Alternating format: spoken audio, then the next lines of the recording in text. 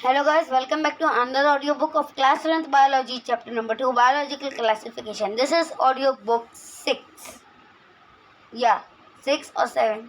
7 maybe. Okay. तो इस audiobook में किसकी बात करने वाले हैं?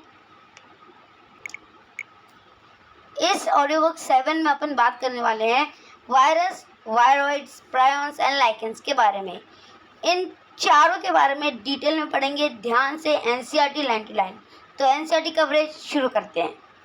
In the five kingdom classification of Whittaker, there is no mention of lichens in some acellular organism like virus, viroids and prions. जब अभी तक हमने जितने भी किंगडम्स पढ़े वो आर.एच. व्हिटेकर के क्लासिफिकेशन के अंदर आते हैं, लेकिन उनमें वायरस, वायरॉइड्स, प्रायॉन्स, लाइकेंस नहीं आते. These are introduced briefly here. इसलिए हम इनके बारे में यहाँ ब्रीफली पढ़ेंगे. All of us who have suffered from ill effect of common cold or flu know what effect virus can have on us, even if we do not associate it with our condition. जहाँ तक कि हमें पता है कि जब भी हम कॉमन कोल्ड और फ्लू जैसी बीमारी से गुजरे हैं, वायरस का हमारे बॉडी पे बहुत ही भयानक इफेक्ट हुआ है. ठीक है, और जिसके बारे में हम सभी को पता है. Virus did not find a place in classification since they are not considered truly living. Virus को देखो कभी भी ना किसी क्लासिफिकेशन में नहीं रखा जा सकता. क्यों? क्योंकि क्लासिफिकेशन में तो उन्हें रखेंगे ना जो लिविंग ऑर्गेनिज्म हो. ये तो नॉन लिविंग है. अगर लिविंग होते हैं तो सिर्फ जब ये होस्ट के कांटेक्ट में होते हैं तब ये लिविंग होते हैं. आगे बढ़ते हैं. If we understand living as those organisms that have a cell structure, the virus are non-cellular organisms that are characterized by having an inert crystalline structure outside the living cell. अगर हम understand करने की कोशिश करें in living organism, उन living organisms की जिनके पास cell structure है वायरस के कंपैरिजन में, तो वायरस जो है वो नॉन सेलुलर ऑर्गेनिज्म है जिसको उसके इनर्ट क्रिस्टलाइन स्ट्रक्चर जो उसके लिविंग सेल के बाहर पाया जाता है उसके बेसिस पे ही कैरेक्टराइज किया जा सकता है. Once they infect the cell, they take over the machinery of the host cell to replicate themselves, killing the host. एक बार अगर ये किसी होस्ट सेल में घुस जाएं तो उसकी मशीनरी को अपने कंट्रोल में कर लेते हैं और फिर अपने नंबर में मल्टीप्लिकेशन लाते हैं. इसके बारे में हम डिटेल में पढ़ने वाले हैं. Very beautiful chapter of class 12 that is biotechnology. ठीक है, what do you call virus, living और नॉन लिविंग?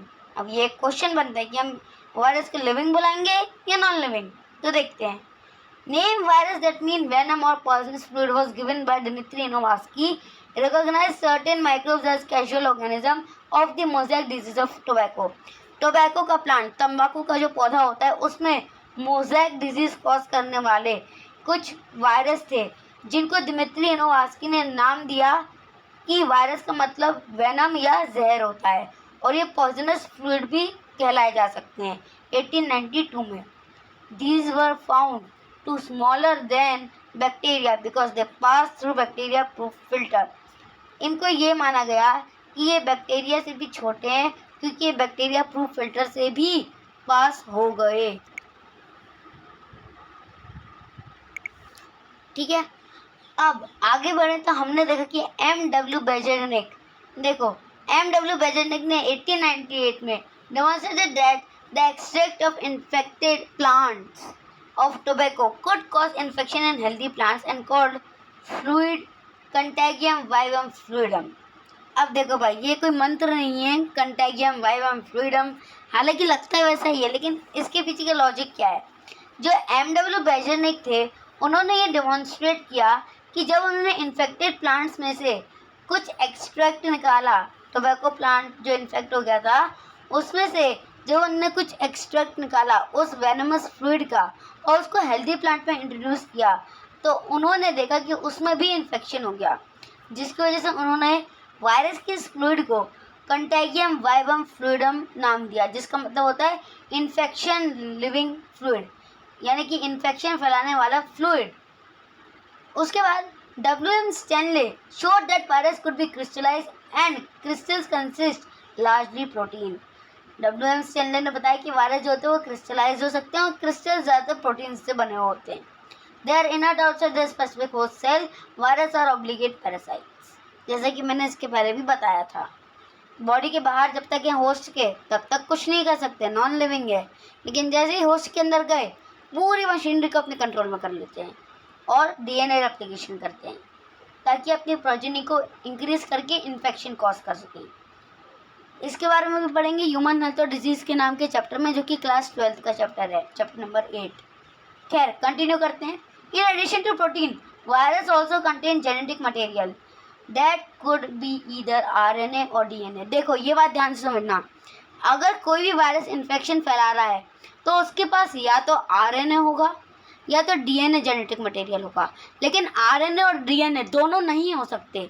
यहाँ तक कि अपन ने पढ़ा कि RNA or DNA double strand या सिंगल स्ट्रैंड हो सकते हैं, तो उसमें भी ये अगर आरएनए है तो या तो सिंगल स्ट्रैंड होगा या डबल स्ट्रैंड होगा, अगर डीएनए है तो या तो सिंगल स्ट्रैंड डीएनए होगा या डबल स्ट्रैंड डीएनए होगा, लेकिन आरएनए डीएनए दोनों नहीं हो सकते। ठीक है, no virus contain both RNA and DNA.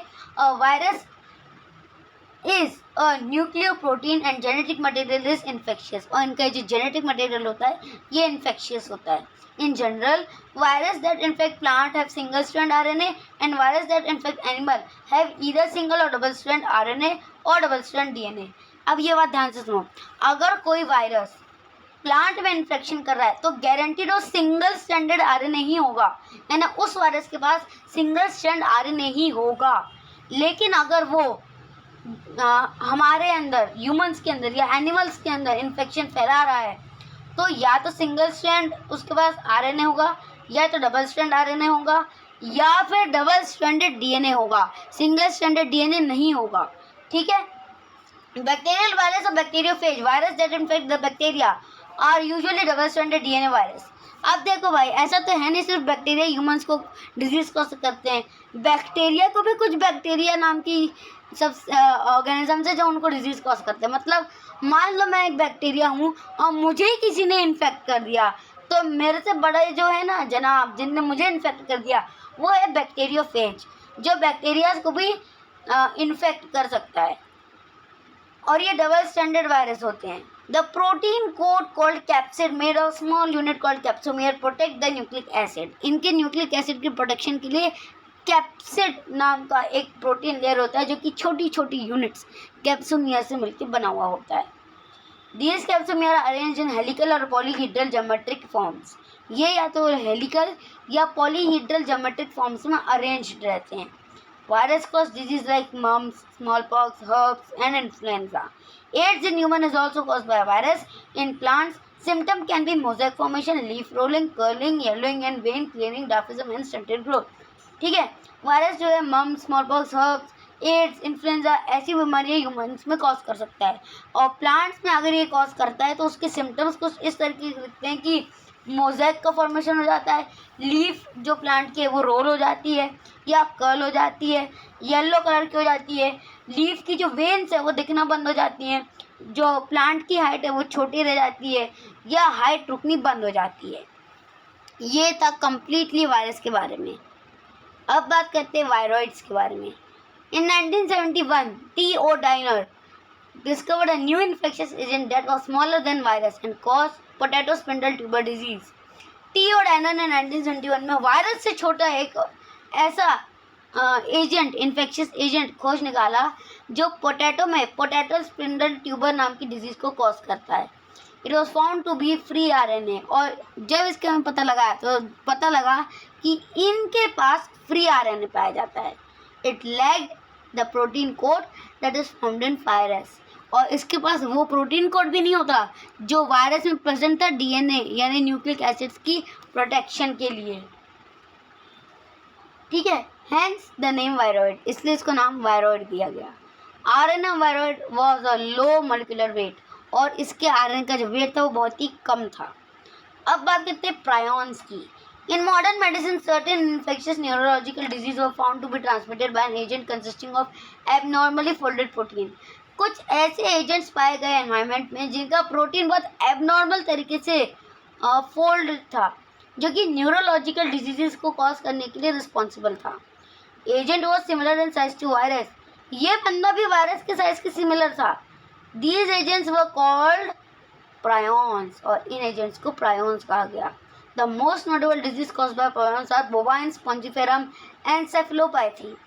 जो सबसे कॉमन डिजीज़ प्रायॉन्स कॉज करते हैं वो है बोवाइन स्पॉन्जिफेरम एनसेफलोपैथी BSE, जिसको कॉमनली मैड काउ कहते हैं, मैड काउ डिजीज़, जो कि कैटल्स में देखी जाती है, कैटल्स में। And it's analogous variant CR Jacob disease in human. और वहीं इसका दूसरा वेरिएंट जो ह्यूमन्स में CR जैकोब नाम की डिजीज़ कॉज करता है वो पाया गया। ठीक है, अब बात करते हैं लाइकेंस की। देखो मेरे को लाइकेंस में बहुत प्यारे लगते हैं, क्यों अभी तुमको पता चलेगा।